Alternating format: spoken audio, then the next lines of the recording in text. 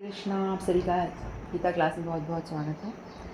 ओम अज्ञानतिमिरान्धस्य ज्ञानञ्जनशलाकया चक्षुरुन्मिलितं येन तस्मै श्रीगुरुवे नमः। गुरुवे गौरचन्द्राय राधिकाय स्वतले कृष्णाय कृष्णभक्ताय तद्भक्ताय नमो नमः। नमो विष्णुपादाय राधिकाय प्रियात्मने श्रीमद्भक्तिवेदान्त नारायणिति नामिने।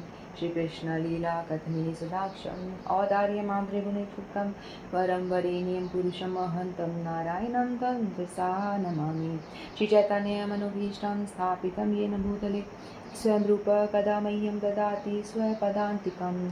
आजानुलम्बितभुजो कनकावदातो सङ्कीर्तनायकपित्रो कन्दायकाक्षो विशम्भरो द्विजभरो धरम्पालो वन्दे जगत्प्रियकरो करुणावतारो। नमो महावदन्याय कृष्णप्रेमप्रदायते कृष्णाय कृष्णचैतन्य नाम्ने गौरकृष्णे नमः। हे कृष्णा करुणा सिन्धो दीनबन्धो जगत्पते गोपीश गोपिकान्त राधाकान्त नमस्तुते।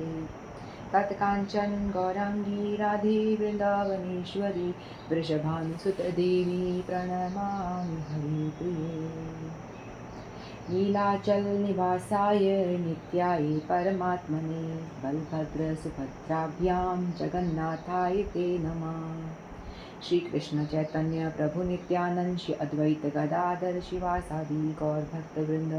हरे कृष्ण कृष्ण कृष्ण हरे हरे, हरे राम राम राम हरे हरे। हरे कृष्णा कृष्ण कृष्ण हरे हरे, हरे राम राम राम हरे हरे। मैं सर्वप्रथम अपने परम आराध्यतम गुरुपाद पद्मृत लीला प्रविष्णु विष्णुपाद अष्टोत्तर शत श्री श्रीमद्भक्ति वेदांत नारायण गोसाई महाराज जी के श्री चरणों में अनंत कोटि दंडों प्रणाम करती हूँ। तत्पश्चात समस्त रूपानुगुरु परंपरा के चरणों में मेरा अनंत कोटि दंडों प्रणाम। आप सभी को मेरा यथा योग्य दंडों प्रणाम स्वीकारो। हरे कृष्ण।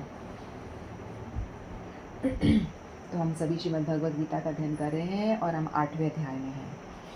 तो अभी तक हमने 5 श्लोक पूरे कर लिए थे। तो भगवान अर्जुन के प्रश्नों का उत्तर दे रहे हैं। अर्जुन ने 8 प्रश्न पूछे थे पहले 2 श्लोकों में। अध्याय के प्रथम 2 श्लोकों में 8 प्रश्न पूछे थे, तो भगवान उनका उत्तर देते।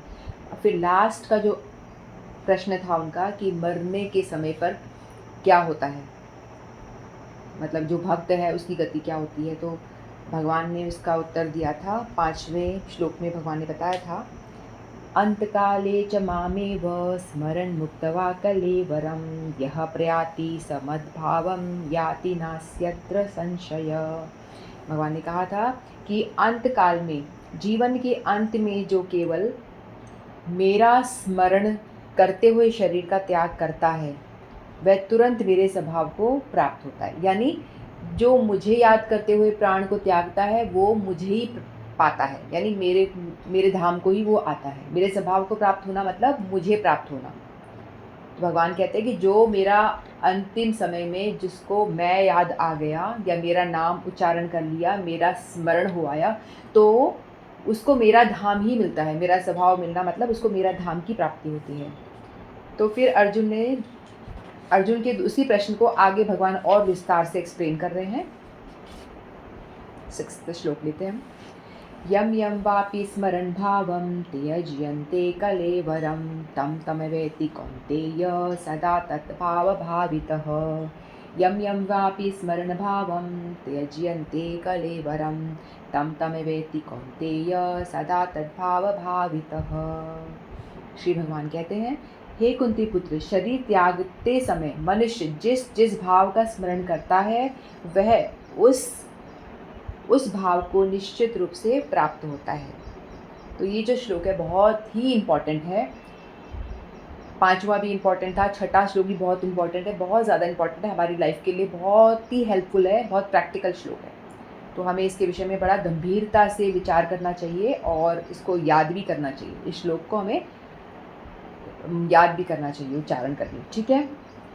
तो मैं आप लोगों से रिक्वेस्ट करूँगी, जो लोग कुछ काम कर रहे हैं तो वो लोग थोड़ा ध्यान इधर लगाएं ताकि चीज़ें समझ में ठीक से आएँ। तो यहाँ पर मृत्यु के समय अपना स्वभाव बदलने की विधि का वर्णन है। जो व्यक्ति अंत समय कृष्ण का चिंतन करते हुए शरीर त्याग करता है, उसे परमेश्वर का दिव्य स्वभाव प्राप्त होता है।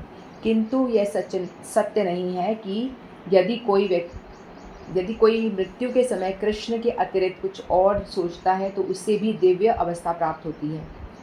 हमें इस बात पर विशेष ध्यान देना चाहिए। देखो, सोचने वाली बात यह है कि हमारा जो स्वभाव होता है, हम वही काम करते हैं, है ना? देखो, 3 तरह के लोग होते हैं, तमोगुण, रजोगुण और सतोगुण, 3 तरह के लोग होते हैं। तो तमोगुणी लोग होते हैं, उनका स्वभाव क्या होता है? गुस्सा करना, और जितनी बुरी आदतें होती है ना, क्रोध करना, और जो भी आप बुरी आदतें कह सकते हो, ये सभी जो व्यक्ति, उसका स्वभाव तमोगुणी होता है। लेट उठना और जो भी कुछ आप सोच सकते हो, तो वो व्यक्ति तमोगुणी है। फिर सतोगुणी वो होता है जो बहुत ज़्यादा व्यापार बढ़ाने में लगा रहता है, पैसा कमाने में लगा रहता है। क्या कर लूँ, क्या ना करूँ, कैसे भी करके मैं पैसा कमा लूँ, बस मेरी ज़िंदगी बना लूँ, है ना? लोग कहते हैं ना कि मैंने इतना पैसा कमा लिया, इतना एम्पायर खड़ा कर लिया। यानी उनका जीवन का उद्देश्य यही होता है। जो व्यक्ति रजोगुणी होता है, रजोगुणी यानी जो मटीरियल प्रोग्रेस चाहता है, यानी मटीरियली जो बढ़ना चाहता है, संसार में नाम चाहता है, रुतबा चाहता है, पैसा चाहता है, शोहरत चाहता है, इस तरह का व्यक्ति होता है रजोगुणी। उसका स्वभाव कहलाता है रजोगुणी। और तीसरे तरह के जो लोग होते हैं वो होते हैं सत्वगुणी। सत्वगुणी वे होते हैं जो हमेशा भगवान का स्मरण करते हैं, भगवान जिनके स्मरण में हमेशा बने रहते हैं, चाहे वो कोई काम भी करें, क्योंकि उनका जो स्वभाव है, जो मेन उनका गुण है ना, वो रजोगुण है, यानी अच्छे कर्म करता है वो हमेशा अच्छे कर्म करता है, भगवान को हमेशा याद रखता है। चाहे वो व्यापार करे, चाहे वो ऑफिस में जाए, कुछ भी घर का काम करे या बाहर का काम करे, लेकिन स्मरण उसको हमेशा भगवान का बना रहता है। तो वो व्यक्ति होता है रजोगुणी, जो भगवान को भूलता ही नहीं, हर काम में भगवान को याद रखता है। तो भगवत गीता हमको सिखाती भी यही है ना कि आप अपना कर्म करो, कर्म करने के लिए भगवान कभी मना नहीं करते। अर्जुन जो युद्ध करने के लिए आया था, है ना, तो जैसे ही वो सामने देखता है, स्टार्टिंग वाला जो अध्याय था उसमें अर्जुन के सारथी कौन है? भगवान कृष्ण स्वयं सारथी बने हुए हैं। और वो दोनों सेनाओं के बीच में जब रथ को लाके खड़ा करते हैं अर्जुन के कहने पर, कि अर्जुन को कहते हैं कि कृष्ण उनके सखा है ना, बहुत अच्छे मित्र हैं, तो उनको ऑर्डर मार देते हैं कि चलो तुम ऐसा करो, मेरे दोनों सेनाओं के बीच में मेरे रथों खड़ा करो, मैं देखना चाहता हूँ कौन कौन है जो मुझसे युद्ध करना चाहता है। तो जैसे ही वो देखते हैं कि सामने मेरे दादा खड़े हैं, यानी भीष्म पितामह जो उनके दादा हैं वो खड़े हुए हैं, मेरे गुरुवर्ग खड़े हैं, द्रोणाचार्य जी खड़े, कृपाचार्य जी गुरु हैं, गुरुजन हैं, वो सब खड़े हैं जिन्होंने मुझे धनुर्विद्या सिखाई है, और मैं उन्हीं को मारूं। आज मैं उनके विपक्ष में खड़ा होकर उनको मारने के लिए खड़ा हुआ हूँ, तो वो बिल्कुल मोहित हो जाता है, यानी बहुत परेशान हो जाते हैं बहुत ज़्यादा कि भाई मैं ऐसे कैसे मार दूँ, इनसे मैंने सब कुछ सीखा है, विद्या सारी इनसे प्राप्त करी है, इन्हीं को मार दूँ मैं? ये तो बहुत गलत है। और जो सामने है मेरे भाई तो हैं, चाहे सौतेली भाई यानी दूसरे चचेरे भाई हैं, लेकिन है तो भाई ही, तो अपने ही बंधु बांधवों को मैं नहीं मार सकता, तो इस करके वो पीछे हट जाता है। तो कृष्ण उनको सिखाते हैं, ये भगवत गीता पूरी युद्ध के मैदान में, कुरुक्षेत्र के मैदान में भगवान ने अर्जुन को सिर्फ मोटिवेट करने के लिए सुनाई है, ताकि वो अपना कर्म करे। अर्जुन बीइंग अ योद्धा, अर्जुन कौन है? योद्धा थे ना, क्षत्रिय थे, तो उनका कर्तव्य है युद्ध करना। तो भगवान कहते हैं कि तुम अपने कर्तव्य से पीछे मत हटो। हमें भगवत गीता कभी भी ये नहीं सिखाती कि आप काम धाम छोड़ के बैठ जाओ और मेरा भजन करो, भगवान कभी नहीं कहते। तो भगवान हम सभी लोगों को अर्जुन जी के माध्यम से मैसेज दे रहे हैं कि अर्जुन तुझे युद्ध करना है, तेरा कर्तव्य है युद्ध करना। तो अर्जुन को तो लग रहा है कि मुझे युद्ध नहीं करना, क्यों करूँ मैं, सब मेरे अपने लोग हैं, मैं नहीं मारता, इससे तो बढ़िया मैं हार जाऊं या वो मुझे मार दे तो भी कोई बात नहीं। क्योंकि अर्जुन एक बहुत अच्छा हृदय, कोमल हृदय का व्यक्ति था, भक्त था ना, इसलिए उसके अंदर ऐसा विचार आ रहा था। सत्वगुण में स्थित था, कोमल हृदय था, तो वो अपने अपने स्वजनों को मारना नहीं चाहता था। वो कहता था कि चाहे भले ही वो गलत काम करे तो करने दो, मुझे कोई परवाह नहीं, यदि वो मुझे मारते हैं तो मार देने दो, कोई बात नहीं, लेकिन मैं उन्हें नहीं मारना चाहता। तो भगवान पूरी भगवत गीता उसको सुनाते हैं कि वो लोग अधर्मी हैं, अधर्म कर रहे हैं, और मैं चाहता हूँ कि तू मार, अधर्म का तू नाश कर। तू नहीं करेगा तो मैंने तो मार दिया है ऑलरेडी। जब भगवान विश्व रूप दिखाते हैं, आगे चैप्टर में आएगा, तो भगवान के मुंह में अर्जुन देखेगा कि सारे कौरव लोग, सारी सेना उनके मुख में जा रही है, यानी सबको भगवान ऑलरेडी मार चुके हैं। भगवान ने अधर्मियों को ऑलरेडी मार दिया है, लेकिन अर्जुन तू तो सिर्फ मेरी सेवा कर, निमित्त मात्र बन। तुझे दिखाना है कि मैं युद्ध करके तेरे को मैं श्रेय देना चाहता हूँ, ठीक है, यानी तू निमित्त मात्र बन और मेरे उद्देश्य का पालन कर। तो अर्जुन लास्ट में जाकर कहीं पे मोटिवेट हो पाएंगे, फिर वो युद्ध के लिए खड़े होंगे, फिर वो सबकी हत्या करेंगे। वो अर्जुन बहुत सारे लोगों को मार देंगे, लेकिन तो भी उनको पाप नहीं लगेगा। क्योंकि क्यों नहीं लगेगा? क्योंकि वो भगवान की इच्छा का पालन कर रहे हैं। उनका कर्म है मारना, अधर्म का नाश करना, तो वही कर रहे हैं। वो किसी को अपने फ़ायदे के लिए नहीं मार रहे हैं, अपने किसी स्वार्थ के लिए नहीं मार रहे हैं, है ना। तो इसीलिए उनको कोई पाप नहीं लगेगा। पाप किसको, और क्योंकि जो वो कर्म करेंगे वो उनकी होगी भक्ति भी हो जाएगी, क्योंकि वो भगवान की प्रसन्नता के लिए युद्ध कर रहे हैं। तो यहाँ पे भगवान बता रहे हैं कि आप जो भी काम करो, जैसे अर्जुन को कह रहे हैं कि तुम युद्ध कर, लेकिन मेरी प्रसन्नता के लिए कर, मुझे अपने कॉन्शियस में रख के कर, मेरे लिए कर, जो कुछ कर रहा है मेरे लिए ही कर, तो तेरे को कोई पाप नहीं लगेगा। उसी तरह से जो सात्विक लोग होते हैं वो लोग भी क्या करते हैं, हर काम करते हैं, दिखेगा कि वो हर काम कर रहे हैं, लगातार कर रहे हैं, पूरे दिन कर रहे हैं, लेकिन उनके कॉन्शियस में भगवान विराजमान है, क्योंकि वो अपने हर एक कर्म को, कर्मयोग हमने पढ़ा था ना, क्या होता है कर्मयोग? कर्मयोग वो होता है अपने कर्म को भगवान के लिए करना, उसे कहते हैं कर्मयोग। हर एक्टिविटी को भगवान से जोड़ दिया जाए, उसे कर्मयोग कहा जाता है, ठीक है। अपने लिए खाना बना के खा लिया तो वो हो गया कर्म, जिसका मुझे पाप और पुण्य मिल सकता है, ठीक है। लेकिन जो काम मैंने भगवान की प्रसन्नता के लिए किया, वो होता है भक्ति, उसमें कोई हमें पाप नहीं मिलता। जो 2-3 तरह के लोग के बारे में बता रही थी मैं। जो राजसिक लोग होते हैं वो मटीरियली एडवांसमेंट के लिए पैसा पैसा पैसा करते रहते हैं, कैसे पैसा कमाऊँ, कैसे करूँ, कैसे ये वो। और जो सात्विक लोग होते हैं वो भगवान को प्रायोरिटी देते हैं, हमेशा उनके स्मरण में भगवान बने रहते हैं, चाहे वो घर का या ऑफिस का कुछ भी काम करते हो, ठीक है। तो भगवान ने बता रहे हैं कि मृत्यु के टाइम पे जो व्यक्ति जिसका स्मरण करता है उसको वही चीज़ की प्राप्ति होती है। जैसे कि एक पति पत्नी है, ठीक है, दोनों बड़े आसक्त हैं एक दूसरे में।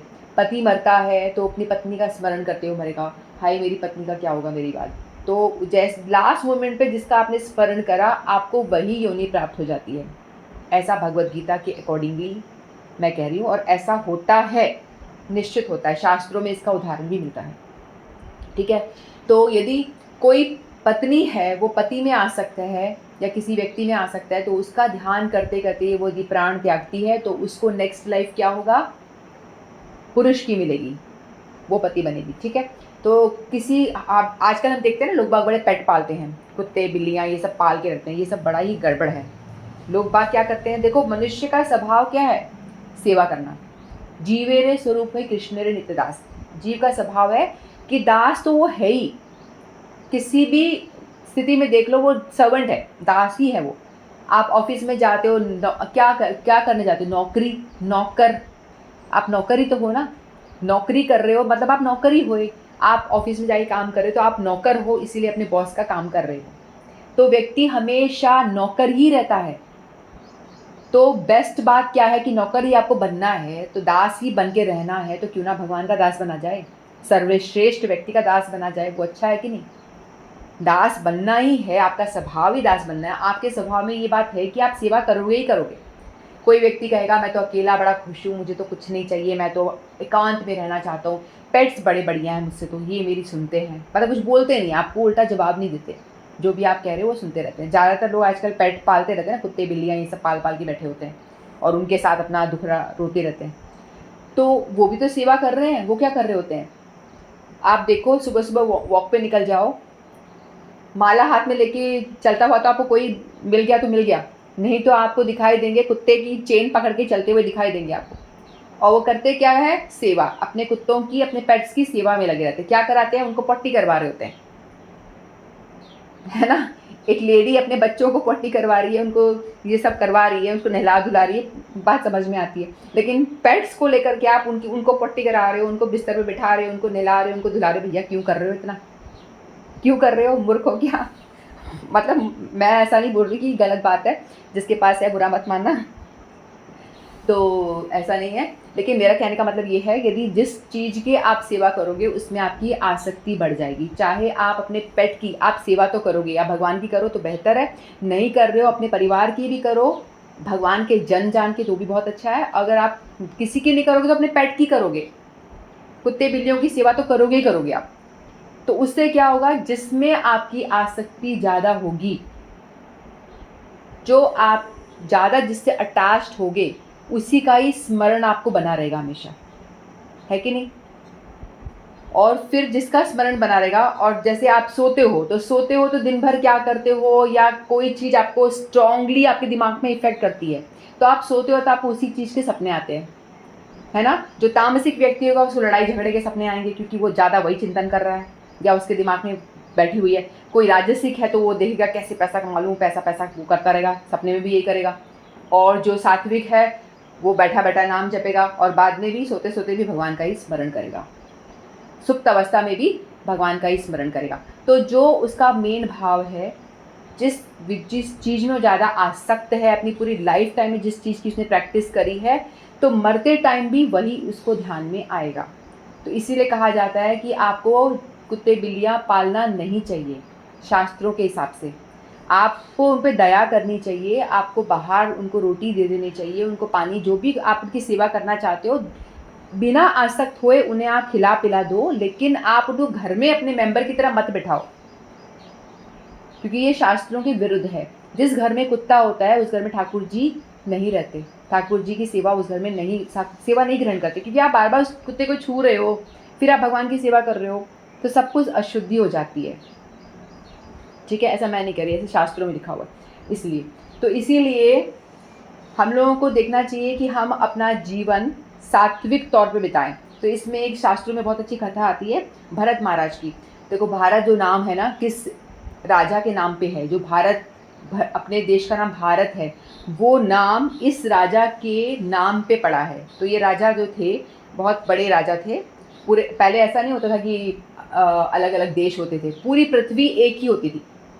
ठीक है, देश वगैरह ऐसा अलग अलग जो देश हैं वो सब नहीं होता था, पूरी पृथ्वी का ही राजा था वो, पूरी पृथ्वी का, उसमें सभी इंक्लूडेड, सभी पूरा भारत होता था। ठीक है, तो भारत का राजा था, और उसी के नाम पे हमारे देश का नाम भारत पड़ा। उसका नाम, राजा का नाम था भरत। तो उन्होंने क्या करा, उन्होंने अपना जैसे अपना वो हो जाता है ना, पूरा परिवार वगैरह हो गया, सब कुछ हो गया, तो उन्होंने बोला मुझे भजन करना चाहिए। वानप्रस्थ अवस्था होती है ना, 50 के ऊपर की अवस्था होती है वानप्रस्थ अवस्था। तो पहले का ऐसा सिस्टम था कि पहले आप 25 साल तक ब्रह्मचर्य में रहेंगे, पढ़ाई विद्यार्जन करेंगे, उसके बाद 25 से लेकर के 50-55 लगभग आप गृहस्थ आश्रम में रहेंगे, शादी करेंगे, बच्चे बच्चे और ये सब संसार करेंगे। उसके बाद में आपको चाहिए कि आप इसको छोड़ो संसार को, और आप भगवान की ओर बढ़ो। वो होता है वानप्रस्थ आश्रम, तो उसकी ओर बढ़ो। फिर बाद में संन्यास आश्रम आता है कि सब कुछ बिल्कुल प्रॉपर डिटैच हो। इस तरह का भगवान ने आश्रम बनाया हुआ है। तो वो राजा क्या करता है कि वो सब कुछ छोड़ के, मतलब भजन करना चाहिए मुझे, वो छोड़ छाड़ करके वॉलंटरली अपने आप छोड़ करके वो जंगल में आ जाता है, और खूब भक्ति करता है, खूब भगवान का नाम जप और भजन करता है। और उसने इतना अच्छा अपना भजन करा कि उसका लेवल जो था ना, भगवत प्राप्ति करने वाला ही था वो, यानी उसको भगवान की प्राप्ति होने ही वाली थी, इतना अच्छा उसने भजन करा।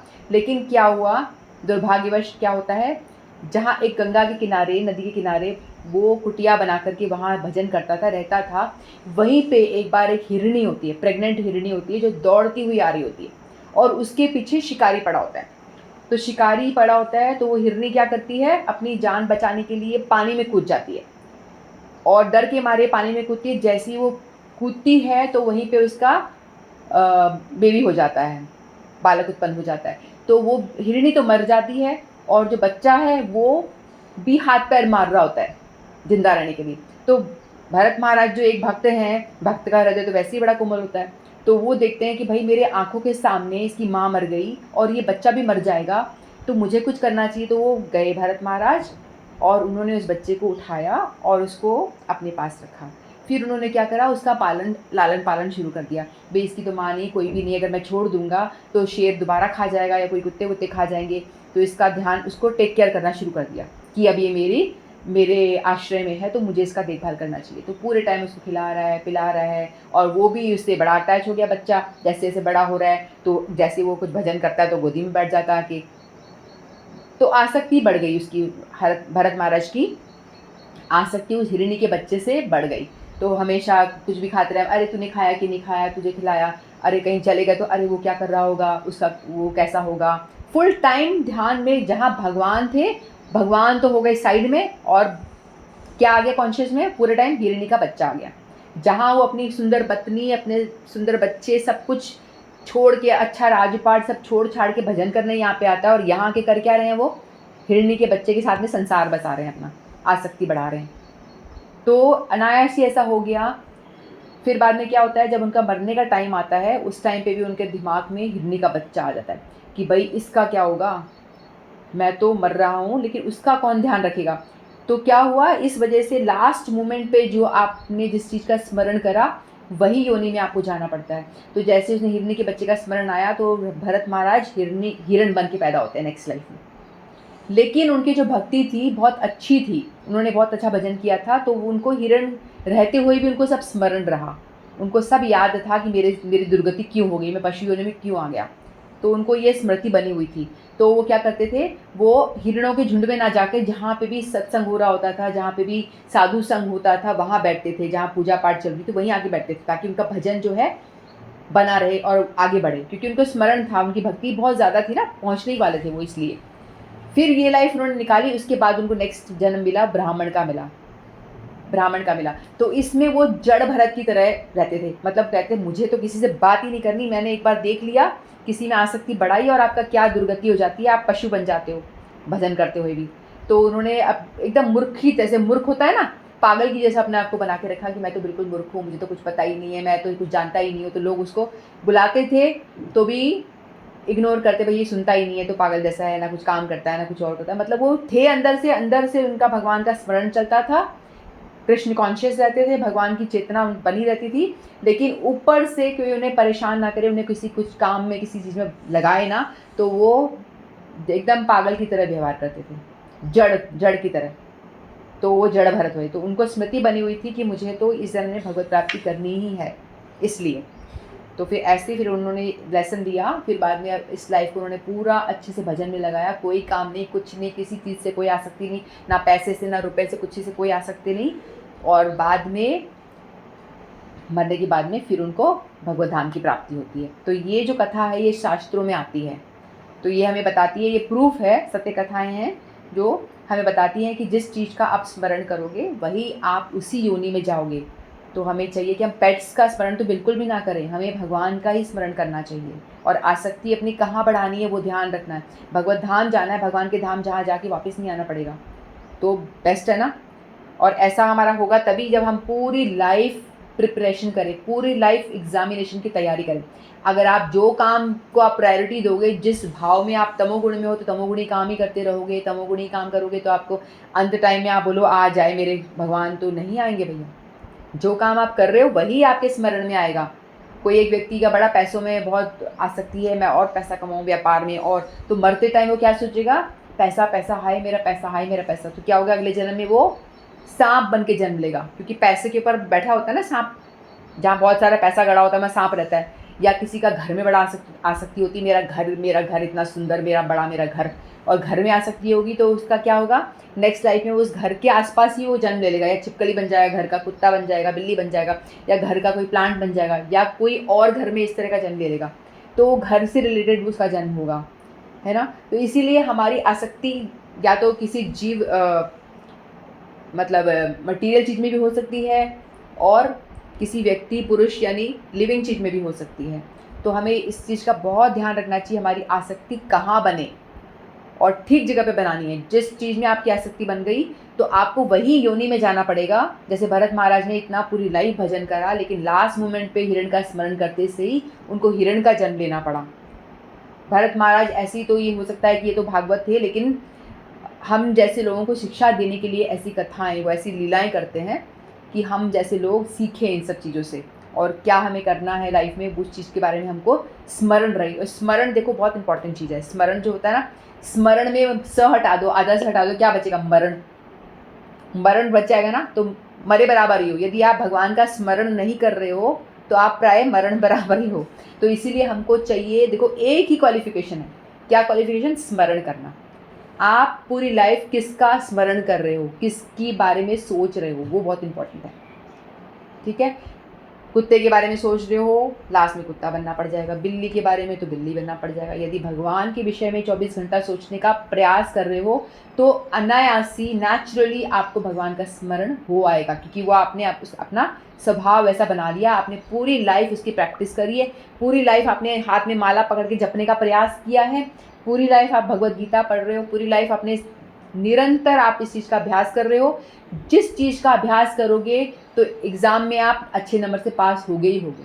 डॉक्टरी का एग्ज़ाम देना है आपको, तो पढ़ाई कर रहे हो डॉक्टरी की तो आप डॉक्टर बन पाओगे। इंजीनियरिंग की पढ़ाई करो तो इंजीनियर बन पाओगे। आपको भगवत धाम जाना है तो इसलिए आपको भगवान से जुड़ने का, अध्यात्म की स्टडी करोगे तो आप अध्यात्म में जा पाओगे। तो हम सबको शरीर मिला है तो हमारा यही उपदेश्य है कि हम सभी इस शरीर से, देखो हमारा सबसे मेन काम यही है भजन करना, जो हमको लगता है लास्ट प्रायोरिटी हमें लगती है ना, लेकिन है ये फर्स्ट प्रायोरिटी में रखना चाहिए इसको हमें। क्योंकि लास्ट में रखोगे तो देखो बहुत टाइम लग जाएगा पहुंचने में, क्योंकि थोड़ा थोड़ा चल रहे हो आप, तो कई लाइफ टाइम आपको जन्म देना पड़ सकता है। तो हमें चाहिए कि अपने जो भजन वाला जो है हमारा नाम जप, भगवद गीता, श्रवण कीर्तन, श्रवण बहुत इंपॉर्टेंट, सुनना बहुत ज़रूरी है। श्रवण करने से ही हमारी भक्ति बढ़ती है। साधु संग, श्रवण, ये सब। जैसे फ़ोटो खींचते हैं ना, कैमरे में फ़ोटो खींचा जाता है तो किसी ने जैसे क्लिक करा, उस टाइम पे किसी ने क्या करा, मुंह किसी का टेढ़ा मेढ़ा हो गया, किसी को उबासी आ गई तो मुंह खुला आ गया। फ़ोटो में क्लिक हो जाता है ना, मुंह खुला हुआ क्लिक हो गया। और किसी ने हाथ ऊपर कर लिया या टेढ़ा मेढ़ा मुंह कर लिया तो उसका मुंह वैसे ही आ जाएगा। हालांकि उसका मुंह वैसा नहीं है, लेकिन उस टाइम पे, उस क्लिक करते टाइम पे उसने ऐसा मुंह बन गया उसका, तो वो फ़ोटो बन के आपकी रेडी हो गई। उसी तरह से लास्ट मोमेंट पे जो पिक्चर आपके दिमाग में आ जाए, जब आप प्राण त्याग रहे हो, उस टाइम पे जो भी स्मरण आ गया वही आपको नेक्स्ट लाइफ की योनि मिल जाएगी। और ये हमारे हाथ में है कि हम क्या बनना चाहते हैं। सुई में धागा डालते हैं और सुई डालेंगे तो धागा पीछे पीछे आएगा। जहाँ आपकी आसक्ति होगी वैसा ही शरीर आपको मिल जाएगा। सुई के पीछे पीछे धागा आ रहा है ना, सुई जहाँ डाल रहे हो आप, उस तरह से हमारी आसक्ति जहाँ होगी, जहाँ ज़्यादा अटैचमेंट होगा, वही लाइफ आप नेक्स्ट मिलेगी आपको। तो हमारे हाथ में है कि हमें क्या बनना है। लोग कहते हैं ना हमें पता नहीं मैं क्या बनूंगा क्या नहीं बनूंगा, लेकिन मैं बता रही हूँ आपको पता है। आप पता कर सकते हो कि आप क्या बनना चाहते हो, आपको कौन सा शरीर चाहिए। आप वैसी प्रिपरेशन कर सकते हो इस लाइफ में रहते हुए, इस शरीर में रहते हुए। आपको नेक्स्ट लाइफ में क्या बनना है आप वो तैयारी कर सकते हो। किसी को जब कोई चाहता है कि मैं आदमी बनूँ, तो वो आदमी के विषय में स्मरण करता रहेगा तो वो डेफिनेटली आदमी बनेगा। वो कोई व्यक्ति औरत का स्मरण करेगा तो डेफिनेटली वो औरत का ही जन्म लेगा नेक्स्ट लाइफ में। ठीक है, एक बार ये प्रभुपाद जी, सरस्वती प्रभुपाद जी है ना, श्रील भक्ति वेदांत सरस्वती महाराज जी हैं, उनके पास में सुभाष चंद्र बोस आए। सुभाष चंद्र बोस जब उस टाइम पे स्वतंत्रता का युद्ध चल रहा था ना, तो उन्होंने बोला कि आप, उस टाइम पे उनके मठ में बहुत सारे युवा लोग थे, यंग लोग थे। तो उन्होंने कहा कि आप इतने यंग लड़कों को, जो बहुत काबिल हैं, पढ़े लिखे अच्छे लड़के हैं, तो आप इनको अपने यहाँ पे रख रखा है, इनको ढोल मजीरा बजवा रहे हो, तो एक काम करो ना, ये मुझे दे दो ये बच्चे थोड़े दिन के लिए, ताकि मैं इनको स्वतंत्रता सेना में शामिल करूं और इनको मैं देशभक्ति के लिए यूज़ करूं। तो प्रभुपाद जी ने कहा कि आप ऐसा करना चाहते हो तो ठीक है, तो आप भगवद गीता में विश्वास करते हो, आपने पढ़ी है? तो बोलते हैं हाँ मैंने पढ़ी है भगवद गीता। तो भगवान, उन्होंने सुभाष चंद्र, ये श्रील प्रभुपाद जी ने बोला, ये छठा श्लोक बोला, रिपीट करा, क्या आप भगवद गीता पे यकीन करते हो? तो बोला हाँ। तो ये श्लोक बोला, ये क्या कहता है ये श्लोक बताओ? तो ये कहता है कि जिस भाव से आप शरीर का त्याग करते हो, आपको नेक्स्ट लाइफ में वही शरीर धारण करना पड़ता है। तो बोलते ठीक है, तो आपने आप ये लड़कों को ले जाओगे, ये सेना में लड़ाई करेंगे, लड़ाई करते करते ये क्या सोच रहे होंगे, लास्ट में क्या सोचेंगे? ये सोचेंगे ना कि इन अंग्रेज को मार दूँ, इन अंग्रेजों को मार दूँ। अंग्रेज दिमाग में आ रहा होगा ना इनके, कि अंग्रेजों को मारना है मारना है। तो ये अंग्रेजों को याद करते करते जब शरीर त्यागेंगे तो इनका जन्म क्या होगा, ये अंग्रेज बन के पैदा होंगे, दोबारा वहाँ पैदा होंगे। फिर यदि दोबारा ये हिंदुस्तानी के विरुद्ध युद्ध करेंगे, फिर ये मरेंगे तो हिंदुस्तानी से युद्ध करेंगे, तो फिर इनके दिमाग में हिंदुस्तानी आएंगे, फिर मरेंगे तो फिर हिंदुस्तान, ये उल्टे हो जाएंगे। तो बताओ अब कौन सगा हुआ इनका, अंग्रेज अच्छे हुए या ये अच्छे हुए? तो सुभाष चंद्र बोस बड़े ही चक्कर खा जाते हैं, कहते हैं कि बहुत इंप्रेस हो जाते हैं उनकी बात से। तो बोलता है कि ऐसा जीवन मरना जीना इसको छोड़ो, भगवत गीता जो बता रही है इसको समझो और सीखो। और इसीलिए मैंने लड़कों को यहाँ लिया क्योंकि ये इंटेलिजेंट हैं, पढ़े लिखे समझदार हैं, इनमें अक्ल है और ये चाहते हैं कि भजन करना, इसलिए भजन करके दोबारा आना ना पड़े, जन्म ना लेना पड़े, वैसा काम करना चाहिए। तो भजन करना बहुत इंपॉर्टेंट है। ठीक है, तो आज हमारा ये 6वां श्लोक पूरा हुआ। ऐसे तो और भी कथा है इसमें, लेकिन बहुत लंबा हो जाएगा।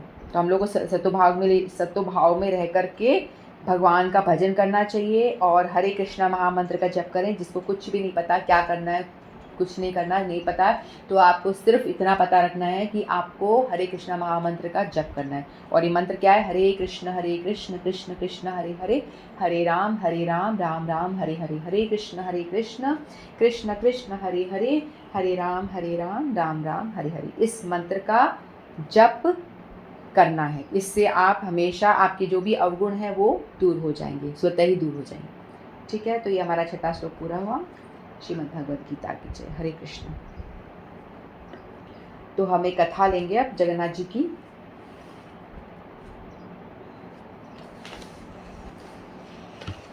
जगन्नाथ जी के विषय में मैंने सुना है, जगन्नाथ जी जो हैं बहुत ही कृपालु दयालु हैं, लेकिन भगवान को क्या होता है कि किसी के अंदर यदि कोई ईगो है ना, ईगो यानी मिथ्या अहंकार यदि किसी के अंदर होता है तो भगवान को बिल्कुल भी पसंद नहीं है। तो एक बार क्या होता है, जगन्नाथ मंदिर में एक व्यक्ति आता है जिसका नाम था जगत सेठ। ठीक है, और उसने सुना होता है कि जगन्नाथ जी जो हैं बहुत ही बड़े ऐश्वर्य में रहते हैं, बहुत ही उनका ऐश्वर्य है और बहुत ही ठाठ से रहते हैं, क्योंकि वो राजा द्वारकाधीश है ना, जगन्नाथ जी द्वारकाधीश हैं। द्वारका में ये लीला हुई थी ना कि द्वारकाधीश वहाँ जाते हैं, जो रोहिणी मैया है कथा सुना रही होती हैं द्वारकाधीश, आपको मैंने कथा सुनाई थी, याद हो तो, है ना। तो द्वारकाधीश जब आते हैं वो सुनते हैं तो कथा सुन के उनकी आंखें ऐसी गोल गोल बड़ी बड़ी हो जाती हैं। तो बेसिकली द्वारकाधीश जो है राजा है, और वो राजा कैसे रहता है, सोना चांदी बहुत पहन के बहुत ठाट बाट में रहते हैं, है ना। तो इसीलिए तो उन्होंने, जगत सेठ ने सुना था कि जो ये द्वारका, ये जो जगन्नाथ जी हैं पूरे यूनिवर्स के भगवान हैं, सभी के भगवान हैं और बहुत ठाट बाट में रहते हैं कि बड़े सेवा जो होती है बड़ी ठाट से होती है। तो उसने क्या करा, वो आया भगवान को टेस्ट करने के लिए आया। तो उसने क्या करा, 1 लाख रुपये, बहुत पुरानी बात है जब 1-2 रुपये में घी आया करता था, देसी घी, 1-2 रुपये किलो देसी घी, उस टाइम की, बहुत हज़ारों साल पहले की बात है, काफ़ी पुरानी बात है। तो उस टाइम पे ये सेठ जो आया तो इसने क्या बोला कि मैं आपके जगन्नाथ जी को 1 लाख रुपये देना चाहता हूँ, डोनेशन देना चाहता हूँ, लेकिन वो 1 लाख रुपये मैं दूंगा, वो आपको 1 दिन में खर्च करना है। तो पुजारी वगैरह सोचते कि 1 दिन में कैसे खर्च करूँगा, यानी कहते 1 हफ्ते में खर्च कर लेंगे, क्योंकि उस टाइम पे जब सब कुछ इतना सस्ता आ रहा था, 1-2 रुपये में घी, 1-2 रुपये किलो घी आ रहा था, सब कुछ बहुत सस्ता है, कुछ आने होते ना, 8 आने 4 आने उस तरह से। तो फिर कैसे खर्चा होगा 1 लाख रुपये उस टाइम में, तो मतलब आज की तो बहुत ज़्यादा वैल्यू होगी ना। तो कहते कि इतना सारा 1 दिन में कैसे खर्च हो पाएगा पैसा। तो पुजारियों का सिर चकरा गया, वो सोचते कि इतना सारा फ्लावर लाएंगे, इतना सारा भोग बनाएंगे, इतना सारा ज्वेलरी लेकर आएंगे, तो भी मुश्किल है, 1 दिन के अंदर खर्च करना थोड़ा डिफ़िकल्ट है इतना सारा पैसा। तो वो कहता है, वो जगत सेठ कहता है नहीं, मैं तो तभी दूंगा जब आपके जगन्नाथ जी 1 दिन में ये पूरा पैसा खर्च करेंगे, तो ही मैं दे रहा हूँ, नहीं तो मैं नहीं दे रहा।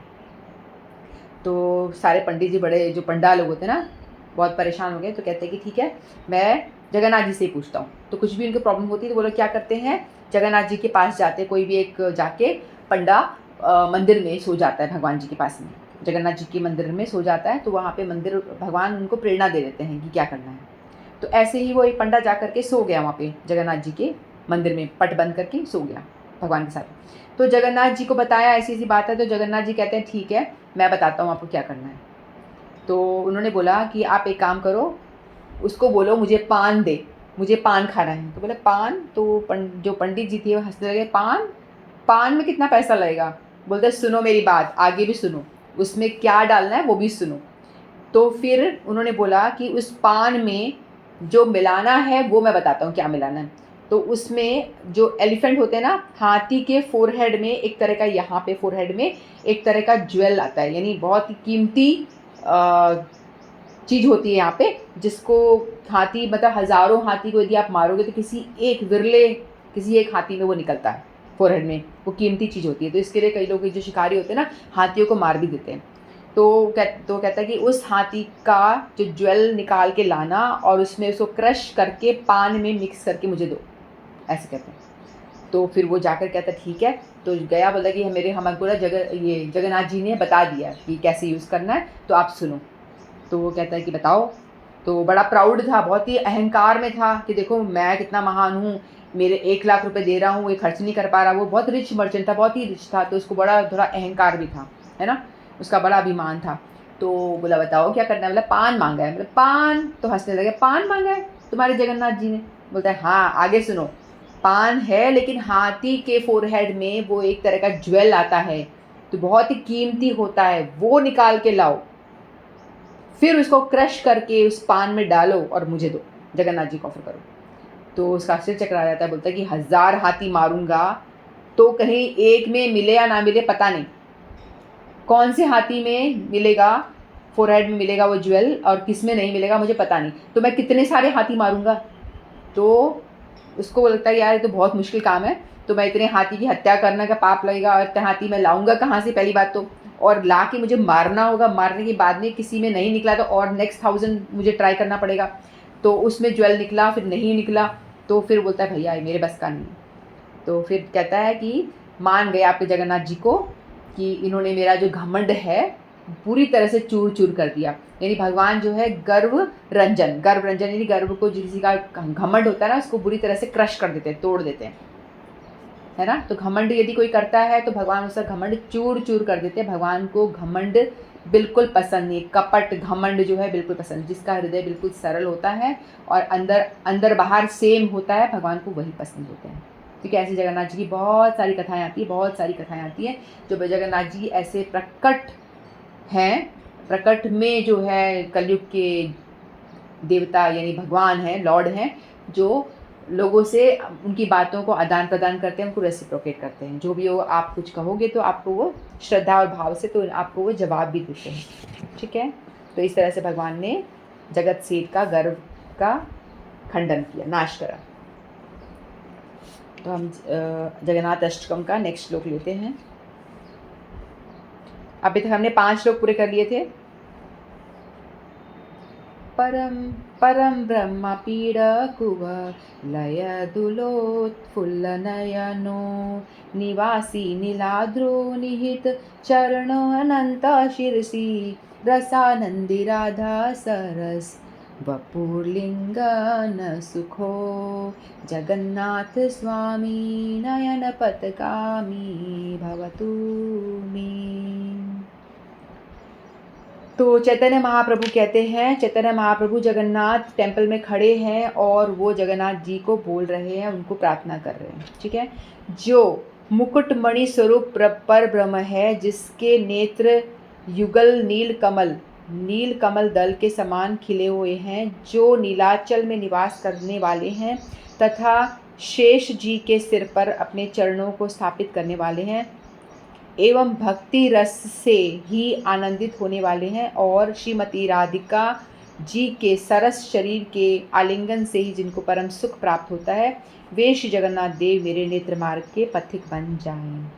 ठीक है, तो जगन्नाथ जी का और ज़्यादा महिमा गान करते हुए कह रहे हैं कि आपके जो नेत्र हैं बड़े बड़े फूले फूले, बहुत ही बड़े बड़े नेत्र हैं, और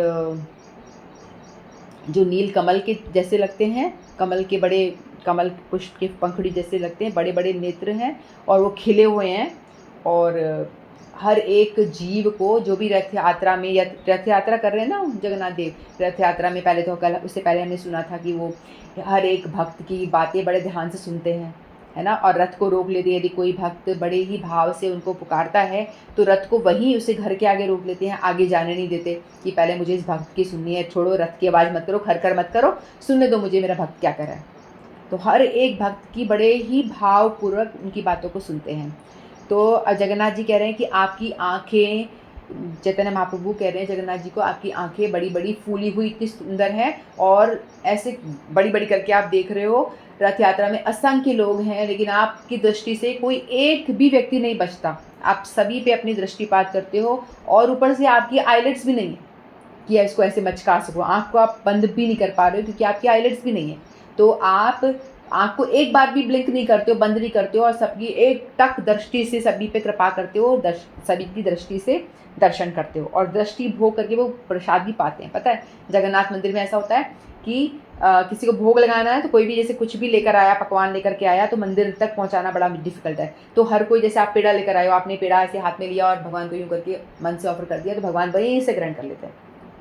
आप जिस स्थान पे खड़े हो, दूर खड़े होकर भी आप करोगे ना, तो वहीं से आपका भोग वो ग्रहण कर लेते हैं। ठीक है, तो ऐसे करते हैं रथ यात्रा में सभी लोग। तो भगवान को बता रहे हैं चैतन्य महाप्रभु की आँखें बहुत बड़ी बड़ी हैं, जो नीलाचल में निवास करने, और आप नीलाचल में निवास करते हो। जगन्नाथपुरी को नीलाचल भी कहते हैं क्योंकि वहाँ नील पर्वत है, तो आप वहाँ निवास करते हो, वहाँ रहते हो। लेकिन आपके जो तथा शेष जी के सिर पर और आपके चरण, शेषनाग जो बलराम जी है ना, उनके ऊपर आपने अपना चरण रखा हुआ है। एवं भक्ति रस से ही आनंदित होते हो, और जो आपको भक्त बड़ा भक्ति से पुकारता है, भाव विभोर होकर आपको पुकारता है, तो आप उसे सुनकर बड़े ही खुश होते हो, आनंदित होते हो। और आपको श्रीमती राधिका जी के सरस शरीर के आलिंगन से ही सुख मिलता है। आपको राधा रानी को आलिंगन करके आपको बहुत ही सुख की प्राप्ति होती है। तो ऐसे जगन्नाथ देव, मेरे पथ के मार्ग में रहो, मेरे दृष्टि में सदैव बने रहो और हमेशा मुझे दर्शन देते रहो। ये चैतन्य महाप्रभु कहते हैं। एक और श्लोक ले लेते हैं। न वे याचे राज्यं च न कनकमणिकविभवं, न ये याचे हम रम्या सकल जनकाम्यवरवधूं, सदा काले काले प्रमपति नागीतचरितो, जगन्नाथ स्वामी नयनपथगामी भवतु मे। जगन्नाथ स्वामी नयनपथगामी भवतु मे। तो इसका अर्थ है, मैं जगन्नाथ देव के राज नहीं मांगता, एवं स्वर्ग मणि माणिक के रूप वैभव को भी नहीं मांगता, तथा सकल जन वांछनीय सुंदरी नारियों को भी नहीं चाहता, किंतु जिसके चारु चरित्र शिवजी द्वारा समस्त समय पर सदैव गाए गए हैं, वे ही जगन्नाथ देव मेरे नेत्र मार्ग के पथिक बन जाओ।